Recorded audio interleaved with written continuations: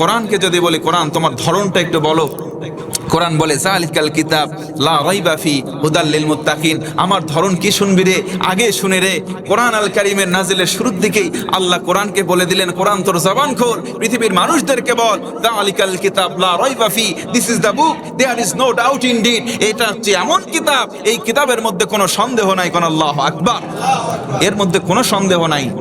আল্লাহ বলেন হাদা বায়ানুল লিন্নাস ওয়া হুদা ওয়া মাউইদাতুল লিল মুত্তাকিন।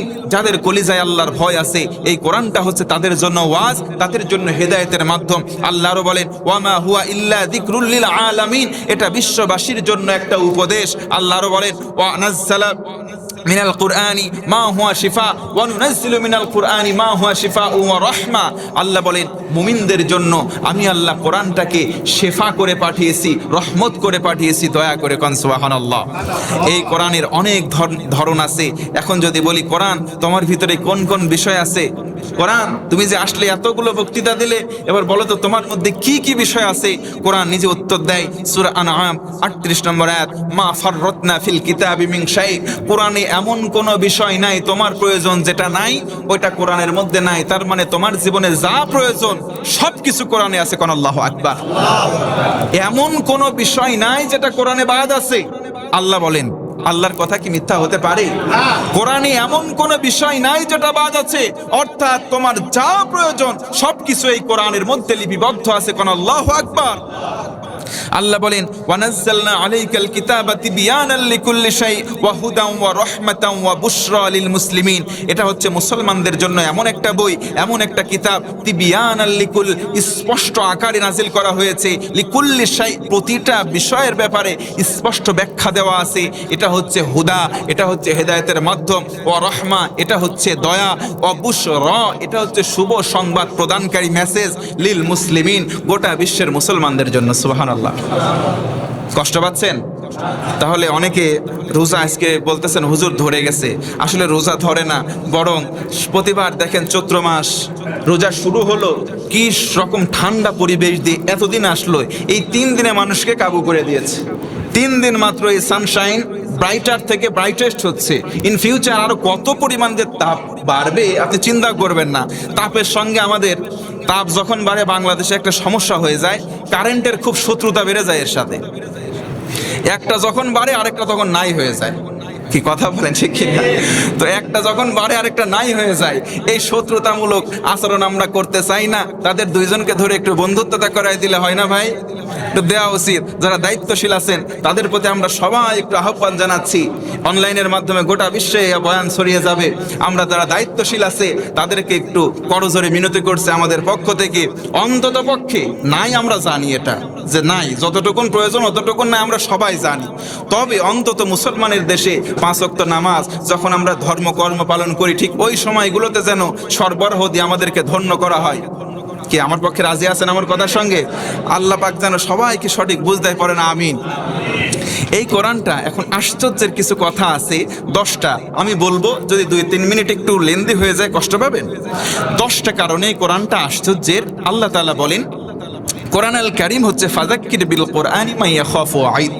কোরআন দিয়ে মানুষকে ওয়াজ করলে যাদের কলিজায় আল্লাহর ভয় আছে তাদের কাজে দেবে। কিভাবে? এই কোরআনটা হচ্ছে এমন একটা কিতাব, এই কোরআন আল কারীমটা কেউ যদি পড়ে বিনিময়ে আল্লাহ সওয়াব দিয়ে ধন্য করে। কোন সুবহানাল্লাহ। একটা হরফের বিনিময়ে অ্যাট লিস্ট মানে কমপক্ষে 10টা নেকি দেওয়া হয়। কয়টা? আর জোরে বলেন কয়টা?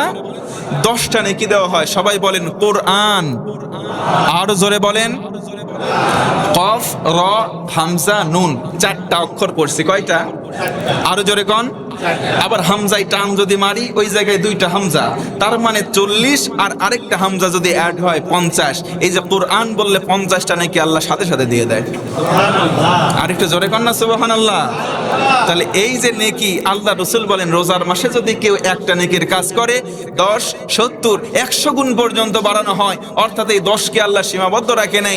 100 যদি বাড়ায় তাহলে আল্লাহ তাআলা প্রতি অক্ষরে অক্ষরে এই রমজান মাসে 1000 পর্যন্ত বাড়িয়ে থাকেন একটা অক্ষরের সওয়াব। আল্লাহু আকবার। তাহলে কোরআন পড়ার দরকার এই মাসে কম না বেশি? হাফেজে কোরআনরা কোরআন শোনাচ্ছে আপনাদের, আপনারা খুশি না বেজার? তো তারাও তো একটা বছরকার দিন ঈদ আসতেছে, তাদেরও তো মনের মধ্যে একটু শখ আহ্লাদ আছে না নাই? তো তাদের পকেট থেকে কোনো কিছু আপনারা দিবেন জোর করে, এটা তো না। অন্তত পক্ষে তাদেরকে একটু স্বতঃস্ফূর্তভাবে হাদিয়া দেওয়ার দরকার, বলেন আছে না নাই? তো আপনারা কিরকম যেন আমি এসে শুনতেছি তাদের জন্য আপনারা দিতে চাচ্ছেন না। তো তাদেরকে সামনে দিচ্ছেন। আমাদের ইমামের কথা বাদ দেন, ইমাম মুয়াজ্জিন পৃথিবীতে বাংলাদেশ বলে একটা দেশ, যে দেশে আমরা আছি, আমরা হচ্ছে যোগ্য নাগরিক, আমরা হচ্ছে সৌভাগ্যবান। সব কিছুর দাম বাড়ে বাংলাদেশে, শুধু দাম বাড়ে না ইমাম, খতিব, মুয়াজ্জিন আর খাদেমদের। কি কথা বললেন না যে? ঠিক বলবেন কি করে? ঠিক তো বলার সুযোগ নাই, কারণ আপনারা বাড়াচ্ছেন না। কারণ এদের সারা বছর দেখেন একটা জিনিস, আরিফ বিল্লাহ, মুফতি আরিফ বিন হাবিব, তারা একটা বক্তৃতায় আমি দেখতেছিলাম, তিনি বলতেছেন ইমাম সাহেব যখন সামনে দাঁড়ায় হাজার হাজার মুসল্লি পেছনে থাকে, অন্তত এই মসজিদে যারাই থাকে সবাই তো তাকে ইক্তেদা করে নাকি? তো নামাজ যদি সঠিক হয়ে যায় জান্নাতের পথটা সহজ হবে। তো জান্নাতের পথের চাবি তার হাতে দিয়ে আমরা তাকে ইক্তেদা করতেছি, আর তাকে যদি একটু বেতন বাড়ানোর জন্য একটু অনুরোধ করা হয়, আমরা 10 বার 12 বার 30 বার করে মিটিং বসাই কি বসাই না? তিনি বলতেছেন লজ্জার বিষয় যে ইমাম সাহেব যার হাতে আমরা জান্নাতের চাবিটা দিই, অন্তত পক্ষে তিনি বোঝানোর জন্য বলতেছেন যে যার হাতের মধ্যে ন্যস্ত করে দেই পরকালের কল্যাণ, তার বেতন বাড়ানোর জন্য যদি আমরা 10 বার 12 বার মিটিং করি, আমাদের চাইতে কপাল পোড়া মুসল্লি আর একটাও হতে পারে না। ইমাম, মুয়াজ্জিন, খাদেম তারা তারাবি পড়াচ্ছে, তাদের জন্য দিল খুলে দিবেন। অন্য জায়গায় গিয়ে দিচ্ছেন, বিভিন্ন রকম গিফট করতেছেন, ঈদের পোশাক আশাক কিনতেছেন, খোঁজ নিয়েছেন কিনা হুজুরদের বাসায় কিছু আসছে কিনা? আমি আমার কথা বলছি না, কিছু কিছু ঘটতেছে আপনাদের এখানে, তার পরিপ্রেক্ষিতে আমাকে শোনানো হয়েছে, আমি বলতেছি। এজন্য যাদের উপরে যেরকম ভাবে হাড়াই বা চাঁদা ধরা হয়েছে, সেরকম ভাবে তারাবির জন্য দিয়ে দেবেন ইনশাল্লাহ। বছরে তো একবার নাকি কয়বার? তো একবার দিতে এত গরিমাসি করবেন না। আল্লাহ তাআলা দেখেন আপনার মরণ দিয়ে দিলে সব কিছু থাকবে, পরনের কাপড়টা পর্যন্ত খুলে রাখবে। থাকবে বলেন, থাকবে? সুতরাং আল্লাহর জিনিস আল্লাহর রাস্তায় দান করবেন। এই যে সমীক্ষা গত পরশু দিনের, বাংলাদেশের টপ 10 জন যারা আছে সবচাইতে বড় ধনী, ধনকুবের, তাদের অর্থের যে পরিমাণ 2.5% যে জাকাতের হার হয়, মাত্র 10 জন। সকলে বলেন কয়জন? মাত্র 10 জনের যে জাকাতের পার্সেন্টটা হয়, যারা টপ ধনী বাংলাদেশের, এই 10 জনের সম্পূর্ণ টাকাটা, যেটা এক্সাক্ট 2.5% জাকাতের টাকাটা বের করে যদি অল ওভার দা বাংলাদেশের যারা হতদরিদ্র জাকাত পাওয়ার যোগ্য, তাদের উপর যদি বিলি করে দেওয়া হয়, আগামী 100 বছর তাদেরকে আর জাকাত দেওয়া লাগবে না। আল্লাহু আকবার। তাহলে কি জাকাত বাংলাদেশে আছে না পালাইছে? এ জোরে বলেন, আছে না পালাইছে? তাহলে তাদের 10 জনের না, বাংলাদেশে তাকান 1 জনেরও সঠিকভাবে জাকাত দেওয়া হচ্ছে না বর্তমানে। কি কথা বললেন না কেন? মুখে কি লজ্জা লাগতেছে ভাই? আজকে জাকাতকে আমরা জরিমানা মনে করি, আমরা মনে করি কমে যাবে, অথচ আল্লাহ বলেন জাকাতের শব্দই বৃদ্ধি পাওয়া। জাকাত দিলে সম্পদ বাড়ে আল্লাহ বলতেছেন, আর আমরা মনে করতেছি টাকা দিচ্ছি এই কমে যাচ্ছে, আমাদের চোখে কমে যাচ্ছে, কিন্তু আল্লাহ বলেন এটার মধ্যে বরকতও বাড়তেছে, পবিত্রতাও বাড়তেছে, সম্পদ অন্যদিক দিয়ে আমি আল্লাহ বাড়াই দেবো। কোন আল্লাহু আকবার। তাহলে আল্লাহর বুঝ আমরা বুঝতেছি না, এই কারণে মায়ের হচ্ছে ভাই, কিন্তু সাউন্ড হচ্ছে না। মায়ের আরো সামনে কত যে খেতে হবে আল্লাহ ভালো জানে। আমাদের কপালের কারণে আমরা মায়ের খাচ্ছি। যেই সমাজ থেকে জাকাত উঠে যায়, সেইখানে মানুষ দেখবেন গাজীপুরে গত পরশু দিনে রোজার দিনে দিনের বেলায় বাপ তার ছেলেরে কুড়াল দিয়ে কুপায় একবারে মায়ের ভাঁজ করে ফেলছে। কি কথা বলেন? দেখছেন না? খবর দেখছেন না? একদম। তারপরে নিজে ফোন করছে, টেলিফোন করছে পুলিশে, এসে বলে আত্মসমর্পণ করছে। আমার কি হবে? ফাঁসি হবে। ছেলেরা মারছো কেন? সাংবাদিকরা প্রশ্ন করতেছে, বলে প্রতিদিন নেশার জন্য এসে আমার বউরে, মানে ওর মারে গালি দেয়, আজে বাজে ভাষায় প্রয়োগ করে গালি দেয়, আমার এই টাকাত পাওয়ার জন্য আমার উপরে অস্ত্র ধরে মায়ের আঘাত করার জন্য উদ্গ্রীব হয়। কতদিন সহ্য করছি, মাদকাসক্ত ছেলেটারে মানুষ করতে পারি নাই। আজকে দেখছি সারাদিন জ্বালাইছে, সেহরির আগ মুহূর্তে আসছে কোথা থেকে যেন এসে এমন জ্বালাইছে, কিছু করতে পারি নাই, চুপ করে আসি। যখন সাহারির পরে আমরা শুইছি, ও শুইছে। ঘুমের মধ্যে যখন গেছে, সকাল 7টা 7:30টার দিকে কুড়াল নিয়ে এসে আমি ওর কুপায়ে মেরে ফেলছি। চিন্তা করেন, একটা বাবা সন্তানকে কোন সময় কুপায়ে হত্যা করতে পারে। চিন্তা করেন, এই মাদক আজকে বাংলাদেশে বলেন তো আছে না গেছে? এই মাদকের কুফল হচ্ছে, কেন হবে না? মাদকের শাস্তি হচ্ছে কেউ যদি মদ পান করে ধরা পড়ে 80টা বেত্রাঘাত করো। হযরত ওমর ফারুকের জীবনের শাসনামলে তাকান, তার নিজ সন্তানকে পর্যন্ত ভুলে যাবে। ভুলবে কি করে ভাই? যারা মাদকের সঙ্গে জিরো টলারেন্সের ঘোষণা দিচ্ছে তারাই আবার ঘরে যায় ঘুমানোর আগে 2 বোতল না গিললে তাদের ঘুম হয় না। কেমন করে কি হবে? সরিষা দিয়ে ভূত তাড়াবেন, সরিষার মধ্যেই ভূত আছে, সরিষার মধ্যে ভূত আছে। আল্লাহ রাসূল বলেছেন কুল্লুকুম রাঈন, সবাই তোমরা দায়িত্বশীল, কাউরে ছাড় দেওয়া হবে না। আমিও দায়িত্বশীল, আপনিও দায়িত্বশীল। কুল্লুকুম মাসউলুন আন রায়াতিহি, সবাইকে তার দায়িত্ব সম্পর্কে জিজ্ঞাসা করা হবে।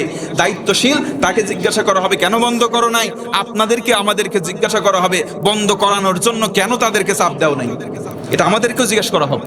কুল্লুকুম রাঈন, কুল্লুকুম, এভরি ম্যানকাইন্ড, প্রত্যেককে জিজ্ঞেস করা হবে। দেখেন, আল্লাহ তাআলার কাছে আমরা তৌফিক কামনা করি। মাদক নিয়ন্ত্রণ দিয়ে সম্ভব নয়, বরং মাদক নির্মূল কমিটি গঠন করতে হবে। মাদক নিয়ন্ত্রণ দিয়ে কখনো সম্ভব নয়, বরং মাদক নির্মূল করতে হবে। আমার সঙ্গে একমত আপনারা? মাদক নিয়ন্ত্রণ নয়, বরং মাদক নির্মূল করতে হবে। তবে আমাদের এই যে যুব সমাজদেরকে আমি ইন্সপায়ার করি, তাদেরকে আমি উৎসাহ দেই যে তোমরা নিজেরা ব্যবসা করো। অনেকে লেখাপড়া শিখে বেকার হয়ে আছে, বেকার থাকবে না, উদ্যোক্তা হও। অনলাইনে ফেসবুকিং করো না, ফেসবুক একটা পেজ খুলে নাও, পেজ খোলার পরে সেখানে বিজনেস করো। তোমার পাবনার লুঙ্গি আছে, গামছা আছে, এগুলো বাছাই করো, কালেকশন করো, এগুলোর বিজনেস করো। অনেকে করে না, অনেকে অনলাইনে বিজনেস করে না। আমার একটা রাজশাহী ইউনিভার্সিটির ছোট ভাই, বাড়ি সম্ভবত ফরিদপুর, ঘাসফুল ফ্যাশন হাউস নামে একটা পেজ খুলেছিল। সে শখের বসে, বাবা থাকে বিদেশ, একটা মধ্যবিত্ত পরিবারের। আমি তাকে অ্যাপ্রিসিয়েট করি, আমি তাকে বাহবা জানাই। মাঝে মধ্যে আমার প্রয়োজন নাই, তবু আমি তার থেকে জিনিস কিনি। কেন? তার কাজকে আমি সাধুবাদ জানাই। সেই ছেলেটা চাকরি না পেয়ে হতাশ, এক পর্যায়ে হতাশ হয়ে গেল। হতাশ হওয়ার পরে, বাড়ির বড় ছেলে তো, দায় একটু আছে, সে ঘাসফুল ফ্যাশন হাউস নামে একটা পেজ খুললো। খুলে আপনার বিখ্যাত যে লুঙ্গি, গামছা ইত্যাদি আছে না কাপড়ের, এইগুলোর ব্যবসা ওখানে শুরু করলো। আজকে সে একটা স্বাবলম্বিতার পথে। আল্লাহ পাক এইরকম যারা উদ্যমী হবে, উদ্যোক্তা হবে, তাদেরকে যেন রহমত আর বরকত দান করে, পড়ে না আমি। শুধু তাই নয়, তার মতো নয়, বরং আমরা সবাই একটু উদ্যোক্তা হওয়ার চেষ্টা করব। আপনার হাতে যা আছে তাই নিয়ে জমিনে ছড়িয়ে পড়েন। আল্লাযীনা জাহাদু ফীনা লানাহদিয়ান্নাহুম সুবুলানা। আল্লাহ বলেন, আমি আল্লাহর দিকে কল্যাণের জন্য এক পা বাড়া, আমি আল্লাহ তোরে সব সামনের কঠিন রাস্তা সহজ করে দেব। এজন্য আমরা যুবকরা মাদকাসক্ত হচ্ছি, কারণ নিজেদের ভিতরে টেন্ডেন্সি নাই কিছু করতে হবে। কিছু করার হিম্মত থাকলে করো। তোমার হাতে ফেসবুক আছে, ফেসবুকটাকে তুমি কাজে লাগাও। তোমার হাতে ইউটিউবের চ্যানেল আছে, তুমি ওটাকে কাজে লাগাও। তোমার হাতে যা আছে সেই ভার্সন নিয়ে তুমি কাজে লাগাও। নিজের শ্রমী হও, নিজের মেধাটাকে কাজে লাগাও। এটাই তোমাকে একদিন কল্যাণকর পরিস্থিতি এনে দেবে। কথা বলেন ঠিক কিনা? আল্লাহ আমাদের সঠিক বুঝ দান করুক, পড়ে না আমিন। সময় পার হয়ে গিয়েছে। কোরআন আল কারীম 10 কারণে সেরা। 1 পড়লে সওয়াব, 2 শিখলে সওয়াব, 3 শিখাইলে সওয়াব, 4 শুনলেও সওয়াব, 5 শুনাইলেও সওয়াব। এটা কোরআনটা স্পর্শ করলেও সওয়াব। সুবহানাল্লাহ করুন। এই কোরআনের দিকে তাকিয়ে থাকলে সওয়াব, এই কোরআনটা মানলেও সওয়াব। এই কোরআন দিয়ে কেউ যদি বিচার ফয়সালা করে তাও সওয়াব। সর্বশেষ এই কোরআনের জন্য যদি কেউ জীবন দিয়ে দেয় তাও সওয়াব। সুবহানাল্লাহ। কোরআনের জন্য মানুষ মরে কি মরে না? আরো জোরে বলেন, মরে কি মরে না?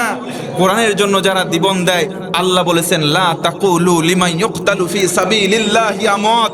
কোরআনের আন্দোলন করতে গিয়ে, ইসলামী আন্দোলন করতে গিয়ে যারা মারা যাবে তাদেরকে খবরদার মৃত বলো না, তারা আমি আল্লাহর কাছে জীবিত। কোন আল্লাহু আকবার। আল্লাহ তাআলা এই কোরআন নাজিলের মাসে কোরআনের কারণে যেহেতু এত সম্মান, কোরআনের কারণে যেহেতু এত কিছু, আল্লাহ তাআলা যেন এই কোরআনের ইজ্জতে আমাদের সবাইকে কবুল করে, পড়েন আমিন। আমরা ওই পাগলির মতো হব না। একটা পাগলি শুধুমাত্র ইংরেজিতে কথা বলতেছে, উচ্চ শিক্ষিত, বাড়ি থেকে বের হয়ে আসছে, শুধুমাত্র তার মধ্যে কোরআন নেই। কোরআন যদি থাকতো তার পরিবারের মধ্যে, এই রমজান মাসে এই রকম অশ্লীলভাবে আমরা ওই পাগলিটারে দেখতে পারতাম না। ওই পাগলিটা শুধুমাত্র নেক নেক কথা বলতেছে, হক হক কথা বলতেছে, বাস্তব কথা বলতেছে, ইংলিশের শিক্ষা আছে, সব কিছু আছে, ধর্মীয় শিক্ষা নাই। আমি মনে করি তার পরিবারের মধ্যেও ধর্মীয় শিক্ষা নাই। এই কারণে আজকে সেই পাগলিটা পথে এসেছে। আল্লাহ তাআলা আমাদের সবাইকে কোরআনের শিক্ষায় শিক্ষিত হয়ে বিবেকবান মানুষ হওয়ার তৌফিক যেন দান করে, পড়ে না আমিন। আর একটু জোরে পড়ে না আমিন। আমরা ঈদের দিনে সকাল সকাল আসবো ইনশাআল্লাহ। জোরে বলেন ইনশাআল্লাহ। তাকওয়ার 10